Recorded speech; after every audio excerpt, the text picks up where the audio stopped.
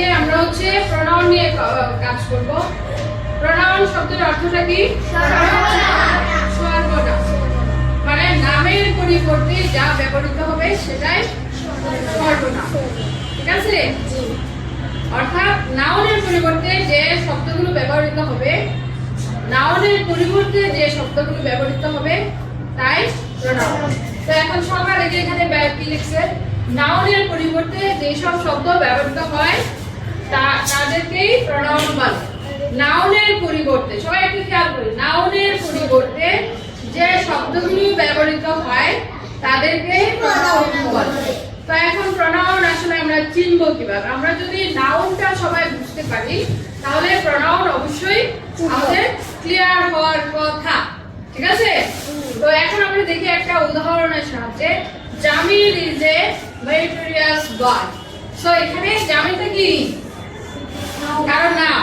হ্যাঁ, তাহলে আমরা জানি কারো নাম হলে সেটা নাউন, কোন জায়গার নাম হলে সেটা নাউন, কোন বস্তুর নাম হলে সেটা noun.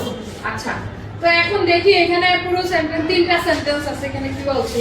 Jamil is a meritorious boy. So meritorious boy কে? এই যে মেরিটোরিয়াস বয় কে? জামিল। আচ্ছা, হি ইজ এ স্টুডেন্ট।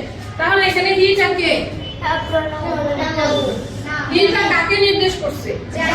জামিলকে। জামিলের পরিবর্তে বারবার জামিল জামিল লেখা এটা একটা ওয়ার্ড লাগে, ঠিক আছে? শুনতে বিরক্ত লাগে, তার জন্য এখানে বলা হচ্ছে যে হি ইজ এ স্টুডেন্ট। আমরা যদি হির জায়গায় হি না দিয়ে বলতাম Jamil is a good, Jamil is a student, তাহলে কি শুনতে ভালো লাগতো?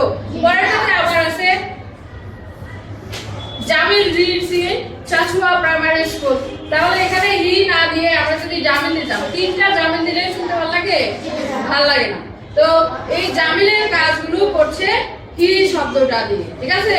তাহলে এখানে হিটা হচ্ছে প্রোনাউন, এটা হচ্ছে প্রোনাউন। এই প্রোনাউনটা কাকে বিশেষায়িত করলো? কাকে নির্দেশ করলো? কাকে ইন্ডিকেট করলো? জামিলকে। তাহলে প্রোনাউনটা বোঝা সহজ, তাই না? প্রোনাউনটা আমাদের সবার কাছে সহজ। আচ্ছা, এই রকম আরো কিছু প্রোনাউন আছে যেগুলো কোন নাম বা কোন স্থানে নামের পরিবর্তে ব্যবহৃত হয়। তো এখন আমরা দেখব যে তার পরিবর্তে আরো কি কি আছে। এই যে প্রোনাউনের অনেকগুলো ভাগ আছে, তো আমরা প্রোনাউনের এত ডেফিনেশনে আমরা যাচ্ছি না, এত বিস্তর আলোচনা না গিয়ে আমরা দেখি যে প্রোনাউনগুলো আর কি যায়। যে তানভীর কথা না, তো এখানে আরেকটা আসো, এই শব্দগুলো আমি সবাইগুলো। আচ্ছা, তাহলে এখানে প্রোনাউন হচ্ছে, দেখো এখানে আরো কিছু প্রোনাউন আমরা দিলাম, আমরা যেন সহজে ধরতে পারি কোনগুলো প্রোনাউন। এখানে আছে আই। আইটা কার পরিবর্তে বসে? এই যে আমি, আমার পরিবর্তে আই ব্যবহৃত হয়। উই, একসাথে বলো, I, we, you, he, she, they, he, her, their, our, your, me, mine, this is mine, he. আমরা যদি এই শব্দগুলো আমরা মনে রাখতে পারি তাহলে আমরা সর্বনামটা সহজে ধরতে পারবো। তাহলে প্রোনাউনটা সহজ, তাই না? প্রোনাউনটা একদম পানির মতো সহজ। তো ঠিক আছে, সবাই আমরা একটু নোটবুকে তুলে নিবা সবগুলো।